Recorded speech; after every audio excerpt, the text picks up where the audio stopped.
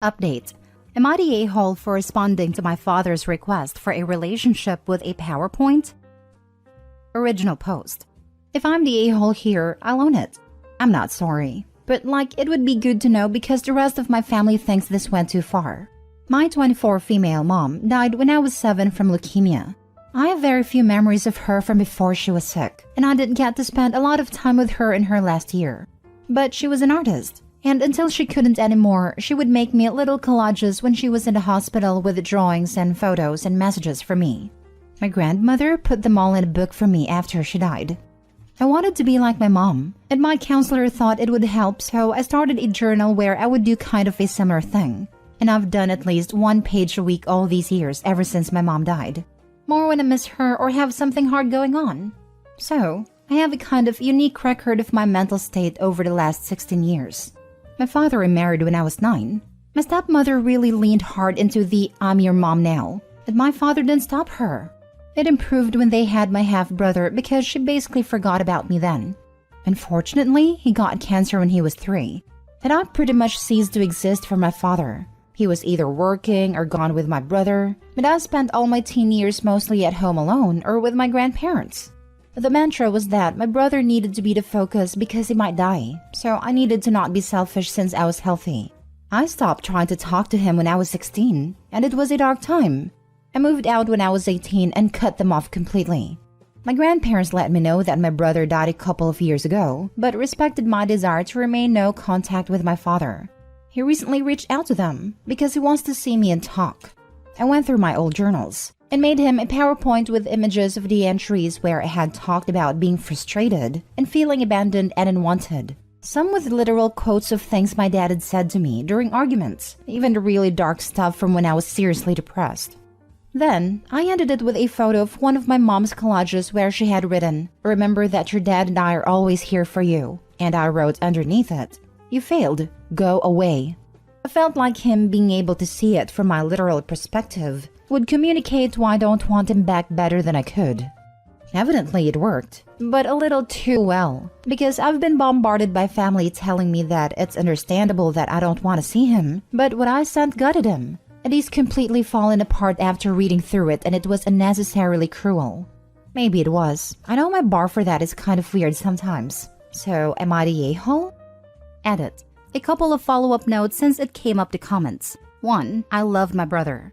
I don't resent him. He was a good kid and I wish he was still with us.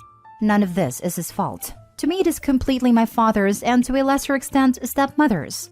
The parents prevented me from spending time with him as he got sicker. So I wouldn't have been allowed to be there for him even if I had been able to, which I wasn't towards the end because I was also struggling to stay alive.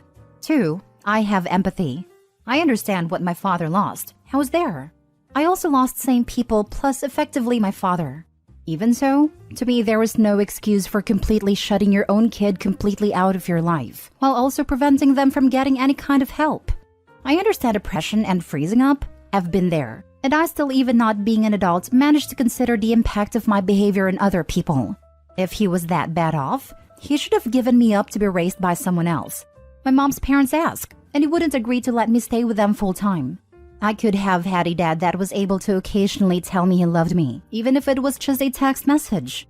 Alternatively, I could have lived with my grandparents and had people around me who cared about me every day, even if that wasn't my father. I got neither, and every request for help of any kind was met with "suck it up." I can empathize with having to function while breaking down inside, but I can't empathize with what he did. 3. I gather from relatives, who have backed off after some hard boundary setting, that my father and stepmother split not long ago and are in divorce proceedings, which is why he reached out now, and why the rest of the family was upset with how I responded at a time. He wasn't in a good place already. I've told them that if they care about him, to encourage him to keep away from me, refuse to pass on any messages, and try to get him into inpatient care or something if they're that worried he's going to do something rash. I don't want anything to do with him, and I've told them that I don't want to hear about anything that happens after this point, but the rest of his family love him, so for their sake I hope he pulls himself together. Now for the top comments before reading the update. Not the a-hole. I have a saying, if the truth about your conduct paints you in a bad light, the problem isn't with the truth, it's with your conduct. If the truth hurts your dad, it's his own to deal with and not on you. I like to say, if the truth hurts, you deserve it.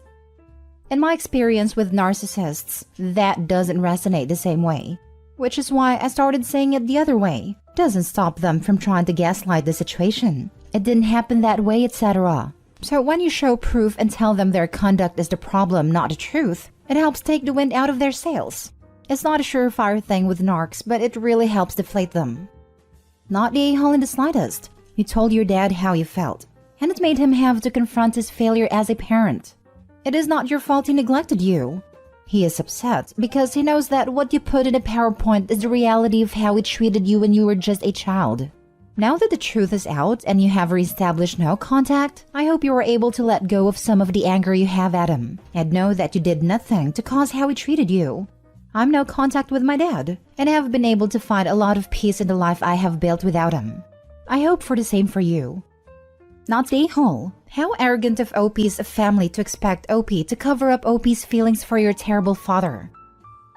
Now for the update. A bunch of people have been asking for an update, so I'm doing it here instead of on the main sub because the original blew up more than I want to deal with again. I had a talk with my paternal grandparents over Christmas vacation and showed them the PowerPoint. They had no idea that things were as bad as they were, or that I was actively self-harming at a time, and that the accidents I had as a teen were not really accidents. So while they think it was still dangerously harsh under the circumstances, they understand better where I'm coming from, admitted that my father messed up big time, and that the family should have been more involved with me, instead of just supporting him and my brother. They said that on the surface they thought I was fine and just having trouble adjusting, but if they had known about the things described in the journal, they would have insisted my father get help.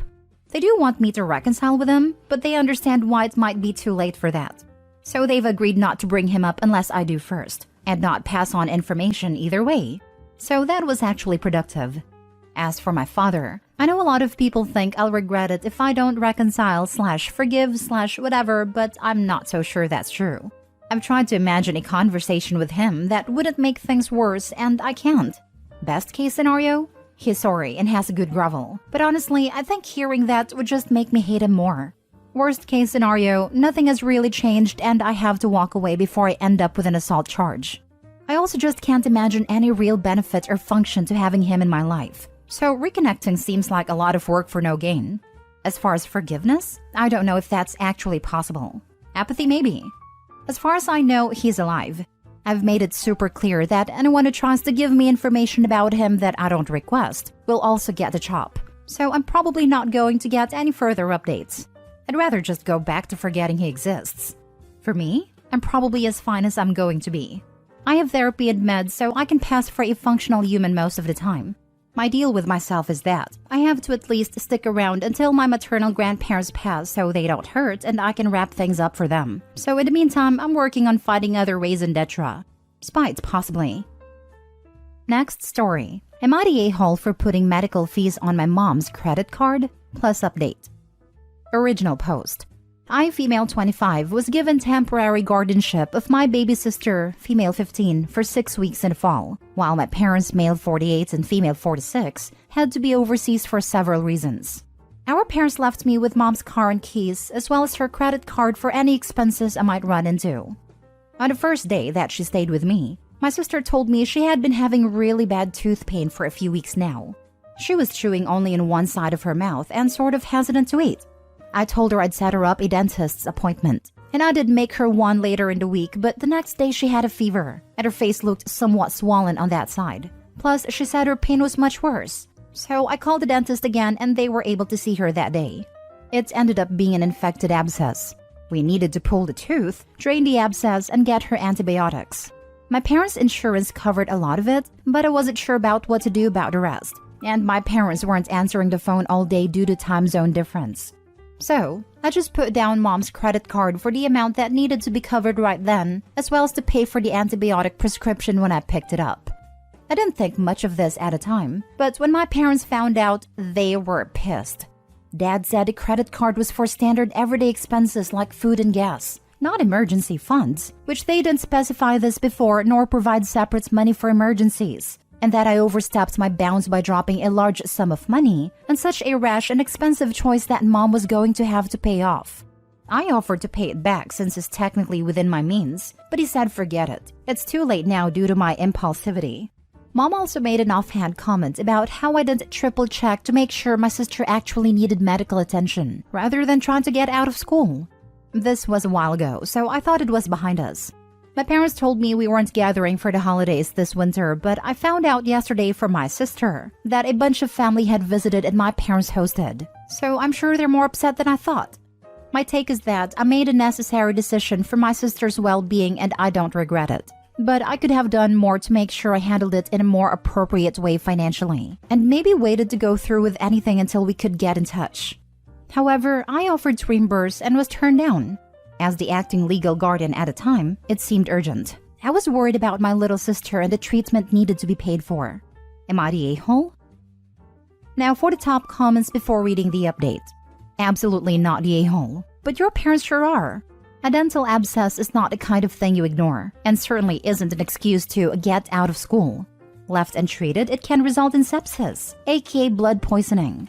As I am a cynical person, I'd say they're angry because they've been ignoring your sister's complaints, and something that should have been treated early got worse, until it became an abscess needing expensive treatment. You've been a better parent than them. Knowing my parents, I think you're probably right. But knowing my sister, I think there's a solid chance she didn't even bother telling them because she knew I was going to be her temporary guardian soon. I've had to help her get antibiotics for UTIs and stuff before. They're good parents in literally every other aspect. But this is a real and serious issue I have with the way they raised us. Good parents don't medically neglect their kids. Not the a-hole. Do your parents realize that your sister could have died if the abscess was not dealt with? It's a pretty serious thing when you get an infection so close to the sinuses and brain, especially if it was an upper tooth. It was damn serious and you did the right thing. What would your parents have done if they were there? Let your sister get sicker and sicker and end up in hospital or worse? In fact, they're probably negligent if they don't take her for regular checkups. Our parents are alright, but they tend to be weird about medical stuff. They don't actually believe us or act like we're making it out to be worse than it really is. I can count on one hand the number of times I went to the dentist before moving out, and I've helped my sister access treatment when our parents wouldn't on several occasions, but nothing like this before. Assuming their stance hasn't changed, they said that I should have waited to take her in until I got in touch with them and talked out payment options. They were insistent that the problem was how I paid. They just also made multiple comments about being impulsive or not believing her right away. I get that maybe it messed with her credit, but I thought we had established payments before they even left. No, it doesn't mess with your credit in any way to put an expense on an existing card then pay it off. They gave you a card to cover expenses. Your sister had what was a genuine medical emergency that could have put her in the hospital or even killed her. You say this isn't new behavior, that your parents have always been funny about medical issues, and didn't always take you to be treated when they should have. That can be considered abuse. You're not the a-hole, and quite honestly, the fact that you think you might be tells me that your parents have not quite been the good people you say they were. By the way, I'm a 43 male with a daughter. I know kids sometimes lie about illnesses to avoid going to school or something, but in general, you can tell when that's likely the case. If my daughter says she's sick or something hurts or whatever, I talk about it with her, and I take whatever action seems appropriate. This is how things like this should be handled. And now for the update. The other night, I talked to my sister a bit about what happened, and she said Mom and Dad didn't tell her they weren't inviting me to Christmas. When she asked where I was on Christmas morning, my dad told her I wasn't able to make it. She knew that was BS because I have told her for sure if something came up. And when she got a chance to talk away from all the visiting family, she let me know what was up.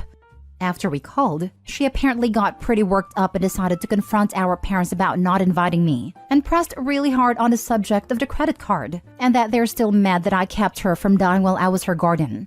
Mom started crying. Dad started yelling at Mom that it is her fault her daughters are like this. Sister told Dad to shut the heck up and don't talk about me like I'm not here. Dad then backhanded my sister. She told me that I obviously called CPS. Some other stuff happened I won't even get into, and now my sister is at my apartment. My dad has an order from law enforcement not to be on the same property as her for at least a week. I'm not sure what's going to happen. I haven't heard from my mom except to let me know where she and dad are staying, separate from each other in case anything happens. My sister told me the weeks I was her guardian were the easiest 6 weeks of her life. I told her I'm sorry I didn't step in sooner, We cried a lot, and I let her stay up late to play World of Warcraft with me and make mini cheesecakes. I'll post an update if anything happens, but I think she and I are gonna be okay. I know someone who died from an abscessed tooth. Those things are no joke. These parents are criminals. I've had 2 friends end up in ICU because of abscesses. One had to have surgery to open his chest because the infection had drained into his lungs. The other had to have a shunt put in because the infection was too close to his brain. I hope he saved her sister's life. When her father is old and sick, she can happily not pay a dime for medical treatment, just like dear old dad would have wanted. Jesus, the slow realization of Opie that her parents were bad people, contrary to what she had always believed. Good for AITA for opening her eyes. That was the part that made me want to post this. I'm so glad she realized. I truly dread the thought of kids in this kind of situation who do not have a lifeboat sibling. My sister told me the weeks I was her guardian were the easiest 6 weeks of her life. Ooh boy, that is heartbreaking. Or the fact that she, a teen, knew that her parents would blow off her medical complaints. How many things have they ignored already? Flashback to my broken leg, when my parents refused to take me to a doctor for 2 days because maybe it will get better. I am truly horrified at how many people have also had similar things happen, and I hope you are all taking good care of yourselves both physically and mentally and moving past these childhood traumas.